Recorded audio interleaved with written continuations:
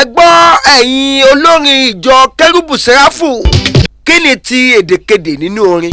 Ṣé kì í ṣe pé ká lọ máa kọ́ èdè Lárúbáwá báyìí? Ẹ kúkú sọ fún wa pé ká lọ máa kọ́ kéwú ká fi ìjọ Kerubu Serafu sílẹ̀. Ṣé tòótọ́ kéwú la ó fi wọlé? Ilé ológo, ilé aláyọ̀. Iná sànà wà ní iná túbà. Ẹ gbọ́ kí ni túmọ̀ èdè játijàti tó ń sọ yìí? Kí ló dé tó jẹ́ pé ìdí kàtìkàtì ló ti ń bá ìjọ Kerubu Serafu? Àwa ìjọ Kerubu la máa múra bí oníṣọ́go. Àwa la máa múra bí ọbalúayé. Olórí ìjọ mu ògógóró ó yó bá mú ó denú ṣọ́ọ̀ṣì òyìn kọ́ wọ́n ní ẹ̀mí ló balẹ̀. Ẹ̀mí kọ́ ògógóró ló ń ṣiṣẹ́. Àwa máa sọ bó bá wùn yẹn gbọ́ bó bá wùn yẹn má gbọ́. Ohun gbogbo ni ó padà wá dìtàn. Ohun gbogbo ló máa padà dìtàn. Gbogbo ohun tá a bá ṣe lónìí ọ̀rọ̀ ìtàn ni ó dà lọ́la. Bẹ́ẹ̀ ni o, gbogbo ìgbìyànjú wa gbogbo ẹ̀ pátápátá ni yóò dìtàn. Ọ̀rọ̀ àwọn ìjọ Kerubu Serafu wa yìí òun la fẹ́ gbéwò òun la fẹ́ sọ lọ́jọ́ tòní. Egbìnrin ọ̀tẹ̀ lọ́rọ̀ àwọn olórin ìjọ Kerubu Serafu yìí o. Tí wọ́n ń sọ Edekede lẹ́nu. Ìtàn ńlá ló gbé mi wá sórí ètò lẹ́ni. A ti gbọ́dọ̀ rí i pé bí mo ṣe ṣètò lẹ́ni ó yàtọ̀ bí mo ṣe ń ṣètò tẹ́lẹ̀tẹ́lẹ̀. Edekede tí wọ́n ń sọ lẹ́nu òun la fẹ́ wá gbé sọ. Àti àwọn àgbààgbà tó ń rí òótọ́ ọ̀rọ̀ ńlẹ̀ tí wọ́n lè ṣe. Ṣé ká sọ pé torí pé wọ́n ti jẹ dòdò wọn ò lè so dòdò mọ́ ló fà á? Bá a ṣe ń paná ọ̀tẹ̀ kan nìkan rú. Tí a ò bá gbàgbé ẹ̀ rí i pé lẹ́nu ọjọ́ mẹ́ta yìí mo ju fọ́nrán kan lẹ̀ síta. Níbi tí mo ti ṣú ẹ̀ fún wa nígbà tí tọ́ yìí bùmáìtì tó ń sọ àwọn èdè kan tí kò ní túmọ̀. À ń bá a sọ wípé ẹ má ba ìlànà Kerubu Serafu jẹ́. Ṣé báwọn bàbá wa ṣe fílẹ̀ lélẹ́yìí? Ṣé báwọn ìyá wa ṣe fílẹ̀ lélẹ́yìí? Ṣé ètò ìlànà MOSE ORIMOLADE ṣóhun gangan là ń tẹ̀lé? Ọmọdé lè sọ̀rọ̀ láì ronú. Ìjẹ́ ṣó bá àgbàlagbà mu kó sọ̀rọ̀ láì sì ròrí ọ̀rọ̀ ńbẹ̀? Ṣé ká wá gbà pé ọgbọ́n kàgbà ni? Àwọn àgbà ìjọ Kerubu Serafu wọ́n ní bẹ́wú bá kúrò lórí àgbà orí ọmọdé ló ń bọ̀. Òòṣà tá bá ń ṣe tí a bá fojú ẹ̀wọ̀n ọmọ wa ọ ní píparun ló máa parun. Ṣé ká wá sọ pé ọ̀rọ̀ yìí ló dá wàhálà lẹ̀ sínú ìjọ Kerubu Serafu pẹ̀lú Edekede táwọn olórin wọn ń sọ yìí? Ṣé ká ní àwọn bàbá wa jẹ̀bi? Ṣé ká sọ pé àwọn ọ̀yà wa jẹ̀bi ni? Bọ́n ṣe sọ fún wa pé bá a ṣe ń ṣe lélẹ́yìí. Ṣé tábà ní a fẹ́ modernize ẹ̀ ṣọ́nà tá a fẹ́ bá fi modernize ẹ̀ lélẹ́yìí? Ṣé kìí ṣe pé nǹkan ń bàjẹ́ sí ni? Ṣé nǹkan ń da lélẹ́yìí àbí nǹkan ń túká? Ṣé nǹkan ń ṣùjọ lélẹ́yìí àbí nǹkan ń fọ́ká? Ẹ̀yin olórin wa nínú ìjọ Kerubu Serafu. Ṣé ká wá sọ pé làákàyè kò sí lórí yín mọ́ ni? Ṣé gbogbo èdè tẹ́ ń sọ yìí ṣó nítumọ̀ àbí kò nítumọ̀? Ṣé ẹ̀ ń fi èdè sísọ ẹ fi ń ṣe à ń kọ́ ni àbí kí ni ká pè é? Ojú ń tì wá ń gbòòrò. Ṣé Kristẹni kò ní èdè tiẹ̀ ni? Èwo ni bísímìláì Allahu akúbàrù nínú orin nínú ṣọ́ọ̀ṣì? Àwọn kan á tún máa kọ wípé kéwú la ó fi wọlé ilé ológo ilé aláyọ̀ kéwú la ó fi wọlé.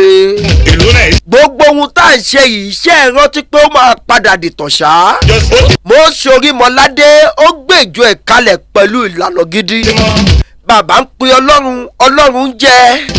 Ìjẹ́ ṣé bí bàbá wa MOSE ORIMOLADE ṣe fìlànà sílẹ̀ lánàá ṣóhun la ṣe ń ṣe lẹ́nìí? Àwọn ọ̀yà wa Captain Abiodun wọ́n mà ṣe kí wọ́n tó fi ọ̀pá tì.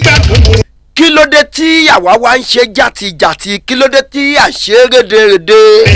Ìjọ Kerubu Serafu ó ti wá di ìjọ nǹkan míì. Ó mà ga o.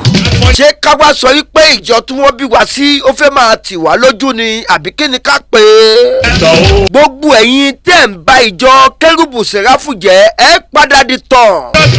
Ìtàn tí ẹ̀ ń kọ sílẹ̀ yìí kò lè parẹ́ láéláé. Ẹ gbọ́ ẹ̀yin olórin ìjọ Kerubu Serafu. Kini ti Edekede nínú orin.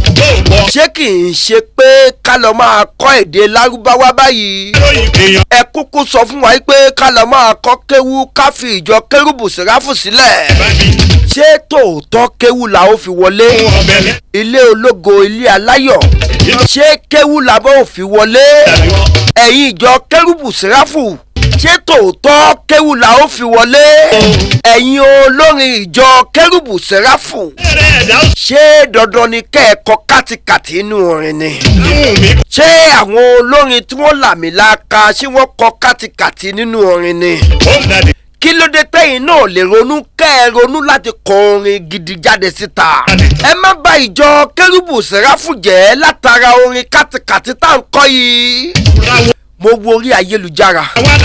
Mo rẹ́nìkan tó ní bísímìláì Allahu Akbar. Ó bẹ̀rẹ̀ sí ní sọ èdè játijàti lẹ́nu. Iná sànà wà ní iná túbà. Ẹ gbọ́ kí ni túmọ̀ èdè játijàti tó ń sọ yìí? Kí ló dé tó jẹ́ pé ìdí kàtìkàtì ló ti ń bá ìjọ Kerubu Serafu? Àwa ìjọ Kerubu la máa múra bí oníṣọ́go. Àwa la máa múra bí ọbalúayé. Àbí èwo ni aṣọ pupa pẹ̀lú aṣọ dúdú láti máa wọ̀? Ẹlòmíì á mú yẹ́lò á mì sí ẹ̀mọ́ búlù á wá fi wáìtì lé lórí. Ṣé nìyẹn ò ti múra bí àwọn onígunukó? A ò lè fẹnu kọ́ òótọ́ ọ̀rọ̀ la sọ jáde lẹ́nu wa. Torí àwa náà forí sọlẹ̀ sínú ìjọ Kerubu Serafu ni.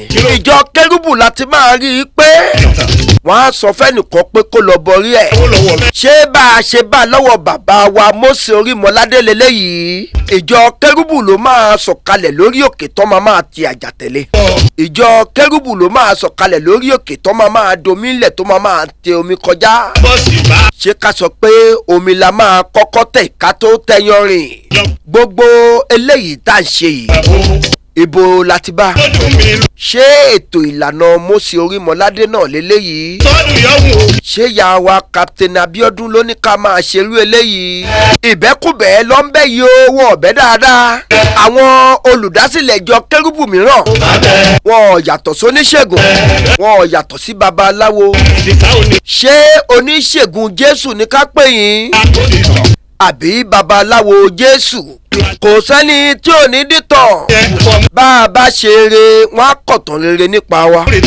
Bá a bá ṣe búburú wọ́n á kọ búburú nípa wa. Ọ̀pọ̀ àyíká ṣọ́ọ̀ṣì ẹlòmíràn ó wá dàbí àgbàlá babaláwo. Oríṣiríṣi igi la máa bá nínú àyíká rẹ̀. Oríṣiríṣi ewé ni wọ́n máa gbìn sáyìíká. Wọ́n á ní àwọn fi ń ṣe àṣejẹ. Ìkòkò àṣejẹ wá lọ bí Ọlọ́run. Ṣé ẹ mọ̀ kòkò àṣejẹ ìkòkò tí wọ́n fi ń gbébi yẹn? Ó wá lọ bí Ọlọ́run láyìíká ṣọ́ọ̀ṣì wọn. Kòròfo ìgbín wá dàbí òkúta ńlẹ̀. Wọ́n wá fi ìgò ṣìnáàpù tì sára ògiri. Kí la fẹ́ pẹ̀lú eléyìí? Láìnọ̀nù fẹnujá kò ló ń kà nílẹ̀ ńlẹ̀. Ẹ sì máa pe lórúkọ Jésù. Olórí ìjọ mu ògógóró ó yó bá mú ó denú ṣọ́ọ̀ṣì òyì ń kọ́ wọ́n ní ẹ̀mí ló balẹ̀. Ẹ̀mí kọ́ ògógóró ló ń ṣiṣẹ́. Àwa máa sọ bó bá wùn yẹn gbọ́ bó bá wùn yẹn má gbọ́. Ṣùgbọ́n a mọ̀ pé tó bá dọjọ́ jọkan ẹ ó jìyà gbogbo ohun tẹ̀ ṣe. Ẹ̀yin tẹ́ ń bàjọ́ Kerubu Serafu jẹ́. Ẹ̀yin tẹ́ ń múra bó oníṣọ́go. Ẹ̀yin tẹ́ ń múra bí ọbalúayé. Ẹlòmíràn á wọ sùtánà á dàbí tegunukó. Àìmọye pásítọ̀ tó náà ṣàlàyíká ṣọ́ọ̀ṣì ẹ̀. Ó níbi tọ́mọ òjọ́ léde. Gbogbo bí tọ́mọ òjọ́ ò lè dé láyìíká ṣọ́ọ̀ṣì yín. Ẹ gbà bẹ́ẹ̀ òòṣà ló wà ń bẹ̀. Wọ́n ń tọ́polé lórí ni o. Ó tọ̀lélẹ́ ìtọ́ máa bọ̀tí lé lórí. Wọ́n á ní ajé wà ń bì kan wọ́n la máa bomi sí i. Ṣé nínú ètò àti ìlànà ìjọ Kerubu Serafu ló wà? Babaláwo kan wá jáde. Ó ní òun lọ bá àwọn kan ṣe àrèmọ́lẹ̀ sí ṣọ́ọ̀ṣì wọn. Àwọn kan wá ń fapá jánú. Wọ́n ní kó ka ṣọ́ọ̀ṣì tí babaláwo ti lọ bá wọn ṣàrèmọ́lẹ̀ sí. Á kà á. Àbí ó ti kà á ni. Àbẹ̀ lérò pa wọn babaláwo oníṣègùn wọn ò láṣìírí ju ẹ̀yin pásítọ̀ lọ.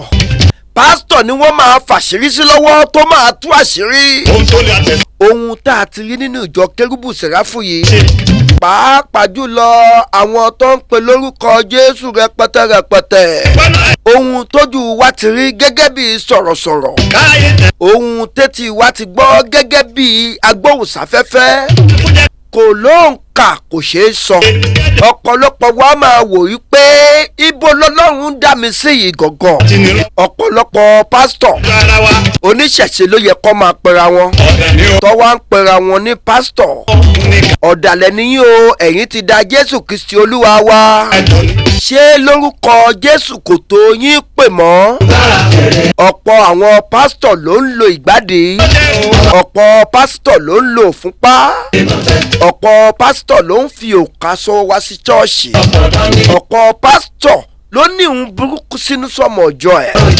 ọ̀pọ̀ pásítọ̀ á sì wo ìyàwó ọmọ ọjọ́ ẹ̀ títí á ní àbí kóun pa ọkọ ẹ̀ kóun lè gba ìyàwó mọ́ lọ́wọ́ gbogbo ohun tẹ́ ẹ ṣe yìí ó máa lẹ́yìn o torí ẹ̀ láṣẹ wá jáde oòrùn tó wà ń tà yìí ó sì lè gbé aṣọ kí ló dé tẹ́ ẹ lè ronú ara yín kẹ́ ẹ rò yí pé iṣẹ́ ẹnìkan lẹ̀ ń bàjẹ́ yìí ìjẹ́ tó bá jẹ́ yín ṣẹ́nu yín lè dùn sí ọ̀pọ̀ ọ̀rọ̀ kò kún àpẹẹrẹ o afẹ́fẹ́ ló máa gbé lọ mo sọ yìí mo dúró ná òkodoro ọ̀rọ̀ ní mídíà ẹ máa pín ẹ jẹ́ kó lọ káàkiri ó dìgbà.